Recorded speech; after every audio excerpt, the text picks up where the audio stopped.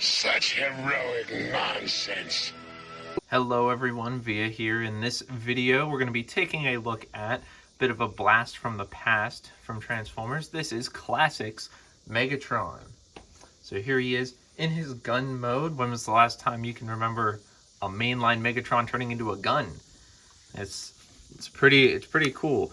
I remember back in the day when this was the main Megatron toy, the main Voyager one anyway.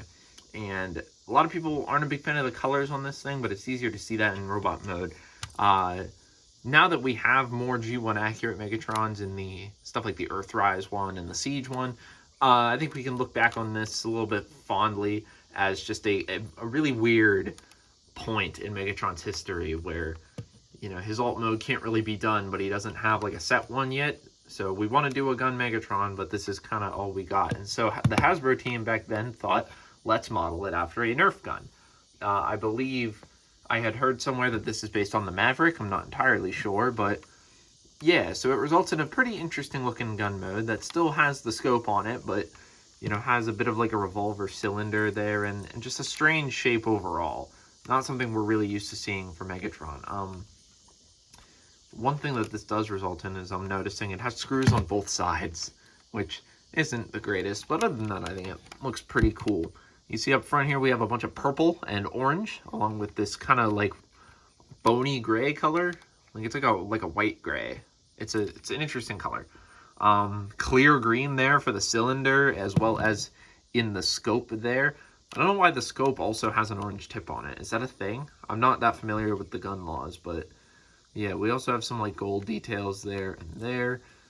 Moving back, some more purple and some gold details there. A nice molded in and painted Decepticon symbol on both sides of the scope, actually, which is really cool. I miss when they used to mold these in instead of just tampering them on.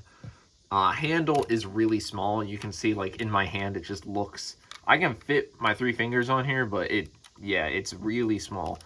And, like, actually, if I try to get my trigger finger in here, you can see how small that is, too. So this is definitely meant for a younger kid to play with in gun mode. But one really fun play feature is that when you pull the trigger, it actually has a clicking sound built in. I remember when I first got this toy, I sat with it at my desk in gun mode, just clicking it over and over and over again, because this is just a really fun little feature. You can kind of see through the scope, but it's so blurry and you're not really going to be able to see anything. But you can kind of play pretend, looking through your scope, clicking your trigger. It's fun. It's pretty cool. It's a decent gun mode. I really dig that. Just for a quick comparison, I'll bring in my Classics Optimus as well. This is not the original Classics Optimus as to match the Megatron. This is the Age of Extinction Evolution 2-pack version that has like the chrome grille and, you know, the red and the silver stripe. Let me know if you want me to take a look at this in a video, because it's a really cool set. But yeah, so these two came out during an era of Transformers toys where we were getting toys that were G1 but still kind of reinvented, which I really miss about newer toys. I think these are both really cool toys, and Megatron especially, we'll see, has a really interesting design in his robot mode that I think if you haven't seen it, you might get a bit of a kick out of. Speaking of that robot mode, there's not really much else to do in the gun mode here. It's pretty simple. I showed you everything that it can do. That trigger's the only thing that moves. Everything else is locked in. So let's get into that transformation and see how this works. Now, the veil of the gun mode is immediately broken when you do the first step here by getting your thumbs kind of up here and splitting the entire side of the gun open. And you can see how he's kind of origamied into a gun shape, which is kind of fun. And then on both wings, you're going to have these little clips here that you just flip in like this. So flip those in and then just kind of bring that down so it's out of the way. You want to do the same thing on this side. And it's going to be pegged in up here at the scope, which is why I'm struggling here in the clip. So you can bring those down, fold those clips in, and then those are just going to kind of be in the way. This whole transformation, as soon as you undo those, everything just starts flopping around. That's just how this is going to work. I'm going to pull back a little bit here so I can get it in shot easier, because this is whack. But so first step here, you're going to want to take this, and this is on a double hinge. Just pull this out like that. Same thing with this up here. You just want to pull this out on its double hinge. You just want to get them up. come to this leg here that's kind of bent at an L shape. Bring it up a couple clicks, and then you can just kind of straighten this out and rotate it. Now this one on this side, the knee is actually kind of hooked in, so you want to bend the knee first so you can unhook it, bring the hip up. That allows you to get this out of the way. Just kind of flop that over. And then you can bring the legs down here and just straighten them out. Take the front shin armor and slide these up. You can flip out the heels and the toes. It's gonna be a little hard to flip out sometimes, but you get those out. And now we have a bit more of a base to start putting the rest of the robot together. So bring the camera up a little bit more. You can take this is going to be his torso. You want to do this part first, rotate it around at this point right here, just rotate that, and then you can just drop this hinge right into place. Take this arm here, swing it down, clip the shoulder in. On those nice ratchets, you can rotate that and bring the arm down, open the arm up, and just flip the fist out, close that up. Next, you can take this shoulder, swing it up, clip that in, extend that up, and bring the arm down and around. Open up this, push the hand out, close that up, and then take the cannon here. And it doesn't hold in super well, but you can just kind of thoop it into the back of the arm like that. Open up the chest, flip up the head, close that up, and now come around here to the back. Bring this up. You want to rotate this. You can see there's this post here that's going to plug in to that clip on the back. Snap that in nice and tight. Just kind of spread his wings out a little bit. Yes, this Megatron has wings.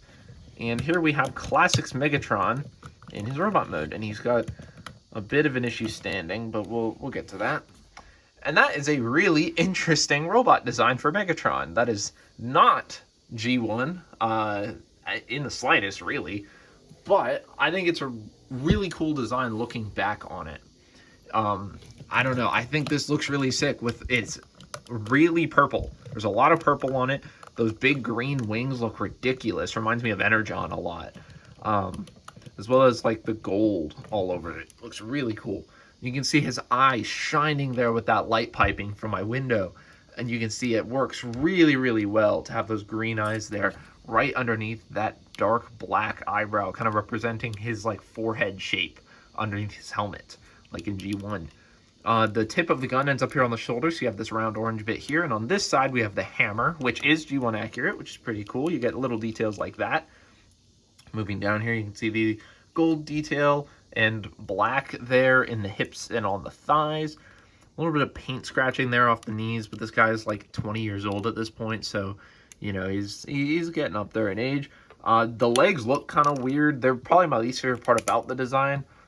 They sit very far forward, especially his feet sit very far forward, so that's why I was having trouble getting him up earlier, because his toes kind of are really far forward, and then his back is pretty heavy because of those wings. What I tend to do on the shelf is I click his knees forward and then click his hips back one, which looks really goofy, but does make him more stable. So when he's just standing on the shelf, that's kind of how I tend to do him. And the reasoning for that is because a lot of the joints being ratchets on this guy, while they feel really nice and solid, does kind of limit the articulation to just feeling a bit strange. It's kind of weird.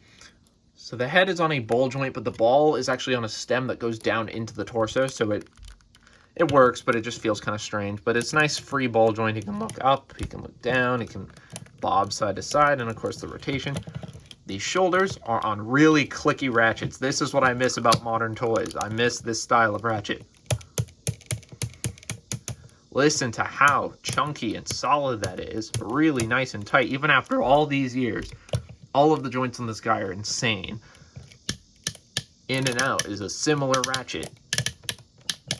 Bicep rotation is on a swivel. Elbows, similar big chunky ratchets. And this is a Voyager, by the way, ladies and gentlemen. You only see joints even almost this good on Commanders nowadays, but these even are better than those. This arm is the same thing, despite it being sculpted different. The hips on mine are kind of whack feeling, and I can't tell if the ratchets are broken, or mine has always felt like this for as long as I've had it. So I don't know if I just got a lemon or something, but they have detents, but they're not nearly as clicky as the other joints. They can kick forward that far, and they can kick back that far. Some nicer ratchets out to the side on the hips. They can go up that far. The swivel is right above the knee joint, so that can swivel around the knee. Again, another tight ratchet, can go 90 degrees, and then nothing at the foot. You can see that comes off a lot, but yeah, as you saw in the thumbnail for this that I took earlier, you can get some poses out of this guy.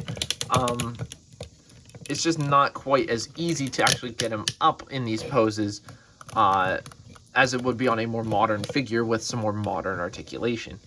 And of course, I know some people are going to dislike the wings. That's always been a complaining point with this figure, is people just don't like the wings on it. Like I said, it kind of reminds me of Energon because they're big, clear wings. He had similar things in Energon, so I don't know. I don't mind it, especially nowadays.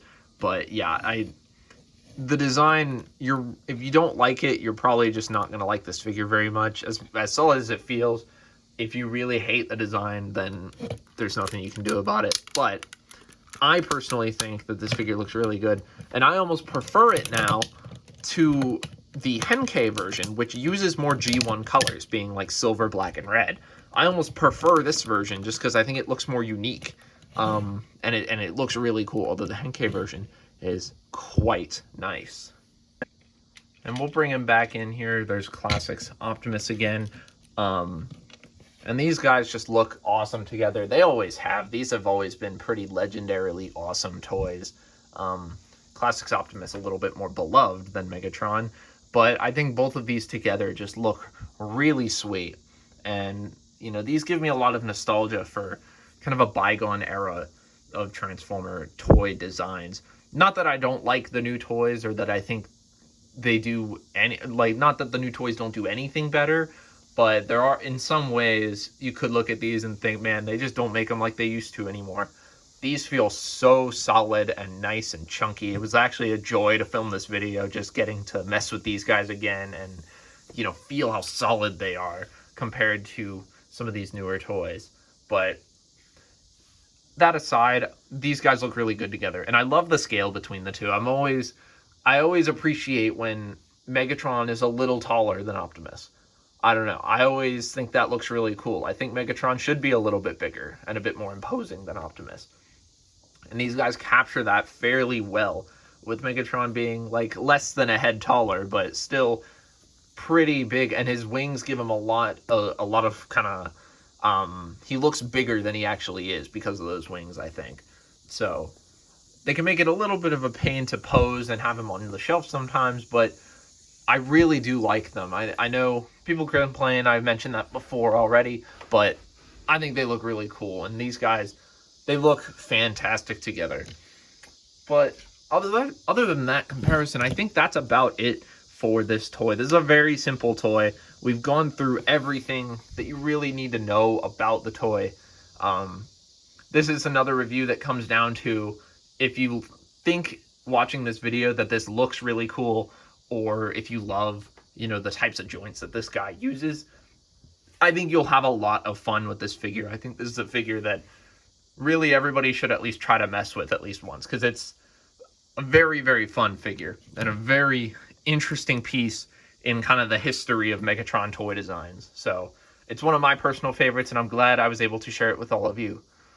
But why don't you go down in the comments and let me know what you think about this figure right after you subscribe, and leave a like if you enjoyed the video. Let me know if there's any other figures from this era that you'd like me to take a look at. I mentioned that Optimus earlier, we could do that, but I have a few others as well that I think could be fun to look at in reviews. So let me know in the comments what you think of this figure, and if there's any other reviews from this line that you might like to see. But that's been it for this video. I've been Anovia, and I'll see you guys in the next video. Bye-bye.